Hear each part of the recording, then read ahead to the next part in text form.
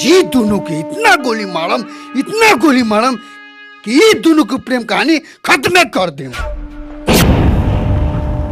मुन्ना 50 साल के इज्जत अगर 5 मिनट में खत्म करे के चाहता रहा तो शौक से जा। जब घर में बेटी जन्म लेवेला ना बेटा तो लोग कहेला कि घर में लक्ष्मी आयल बा। का करी राउर घर के लक्ष्मी के इज्जत के नीलाम होके दी तो ये हमरा से ना होई बाबूजी।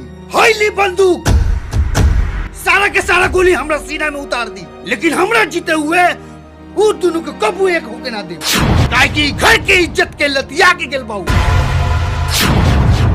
तू काहे टेंशन ले ले बारा बेटा? बाप के तू अभी गुंडाई देख ले बारा, राजनीति ना। फोन लगावा। ओम गणानन्त्वा गणपति गुं हवामहे प्रियानन्त्वा प्रियपति गुं हवामहे।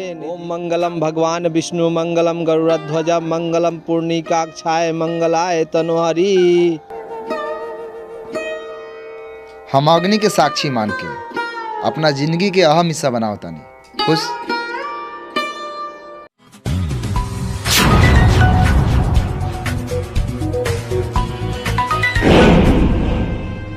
पापा जी बड़े मत उठावा। एक बार उठा ली, पता न का कहत होंगे। हेलो ली बाबूजी बात करी। बेटा बाप के बिना आशीर्वाद के तू बियाह करता रू? तू सोच कैसे ले लू कि तोरा बर खिलाफ हो जाए? तू जेकरा से कहबू तेकरा से हम बियाह करा दे, लेकिन धूमधाम से। तू जल्दी से घरे आ जा, तोरा बिना जी ना सकीले। तोरा बिना घर सुना सुना पड़ल बा।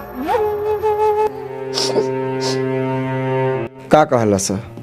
पापा जी मान गए, वो हमने के इस शादी से खुश बाने। रवा चली। हम ही ना माने। हम अपना पापा के बहुत अच्छे से जाने ली, वो खुश बाने, वो मान गए। एकरा पीछे जरूर कोनो साजिश बा। एक बार विश्वास करी, पापा जी हमसे से बहुत प्यार करेंगे। चली। चला।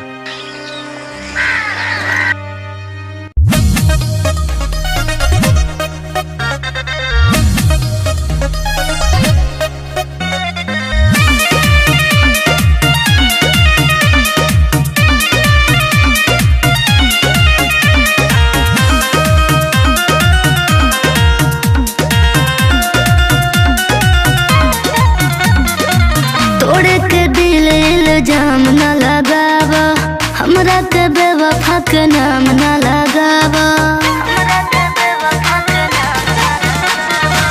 तोड़े के दिल इल्जाम न लगावा, हमरा के बेवफा के नाम न लगावा। तो हमर दिलवा में तो हर न के हो जगह हली। यार मैं पगला था तू पगली, मैं ना बदला पर तू बदली। और मैं पगला था तू पगली, मैं ना बदला पर तू बदली।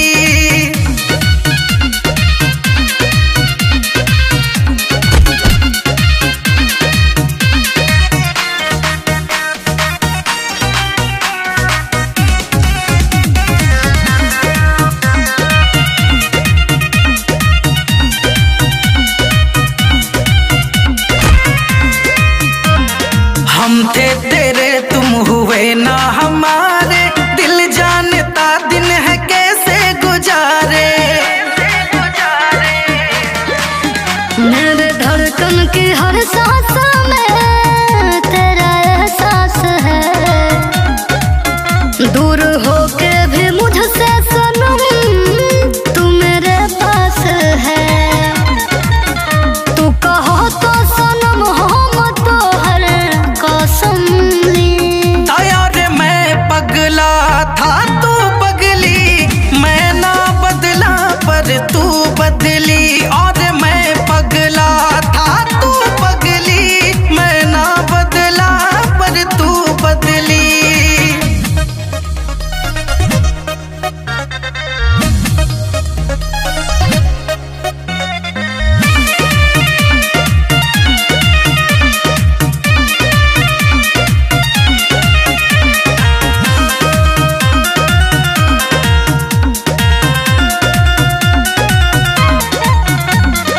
मरते थे तुम पे तुम्हीं पे मरेंगे, जब तक जिएंगे